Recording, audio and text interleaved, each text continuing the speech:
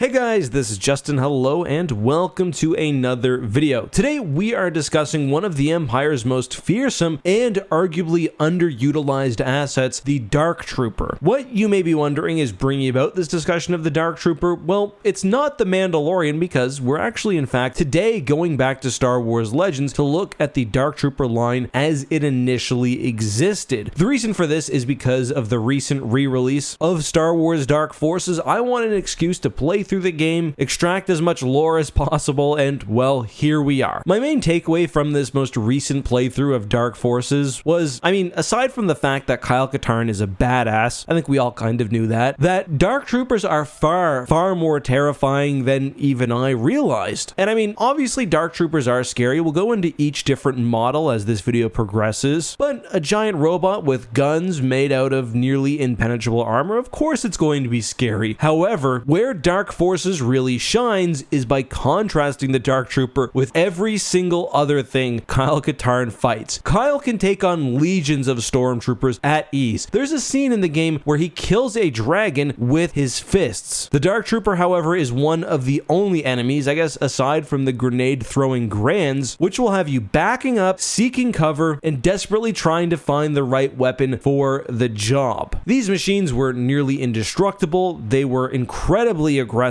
and just overall very well designed. But let's talk specifics. What is the Dark Trooper? Well, the Dark Trooper project actually created several different droid types, from the Phase 0 Dark Trooper, which was relatively uncommon, all the way up to the very rare Phase 3 Dark Trooper. The Phase 2 model was the most common, although I'm going to argue that it was actually Phase 1 which was the most terrifying. But a bit of history first. As the Essential Guide to Warfare explains, the Dark Trooper evolved out of a project to supplement the clone army with a more durable, more resistant combat droid, the L8, L9. Clone troopers were great, however, there were some situations where they just should not operate. The droid ultimately didn't see widespread use throughout the Clone Wars, but the dream was kept alive, and after the Clone Wars, General Rom Mock was brought to the droid project, resulting in the creation of the ZX-3. This model took the lessons learned from both the L8, L9 and the Confederacy of Independent Systems and their droids to make what was ultimately a deadly but impractical unit. As I've discussed in prior videos, the Empire generally frowned upon the use of battle droids, leading to the ZX-3 or the ZX-3 not seeing wider production. However, General Mock continued to develop his ideas, and that led to what was known as Phase 0 of the Dark Trooper project. For this part, I'm going to read directly from the Essential Guide to Warfare. Phase 0 took aging clone soldiers and replaced their limbs and organs with cybernetic parts. These cyborg stormtroopers proved effective, but many rebelled at finding themselves more machine than man and killed themselves rather than become what they had fought on the battlefield of the Clone Wars. This wouldn't be the only time the Empire would take living brains and insert them into droid bodies. Another example would be the Shadow Droid project. However, seeing the general success of the Phase 0, the Dark Trooper project not only continued, but received its own research and production-focused supership, the KDY Dreadnought known as the Arkhammer. General Mock's first order of business was to produce a more advanced prototype, which would be more representative of further combat suits and droids than the Phase 0 Dark Trooper, and that led, shocker, to the Phase 1 model. And I actually believe that the Phase 1 was the best Dark Trooper in existence, at least pound per pound. So the Phase 1 is terrifying. First of all, it's completely built with Frick, which is lightsaber resistant material, not unlike Beskar. Frick is extremely durable and makes even the skeletal Phase 1 immune to most handheld weapons, even ordnance launchers. What's more, as we see in the Dark Forces game, the Phase 1 shield actually allows for the redirection of enemy fire. The Dark Troopers were first deployed to the Rebel base on Tulay, and as we see, they completely annihilate it. When you play against these in the game, they're completely terrifying. They're aggressive, they immediately close the distance, which is hard to prevent given their durability, and their slashing weapon is honestly incredibly effective. The new Essential Guide to Droids calls them primitive but relentless, and I agree. The Phase 1 reminds me a lot, certainly in design, of Lando's later YVH droids, the Yuuzhan Vong Hunters. Anyway, the Phase 2 Dark Trooper would be a significant significant redesign. You can look at this model and just tell, much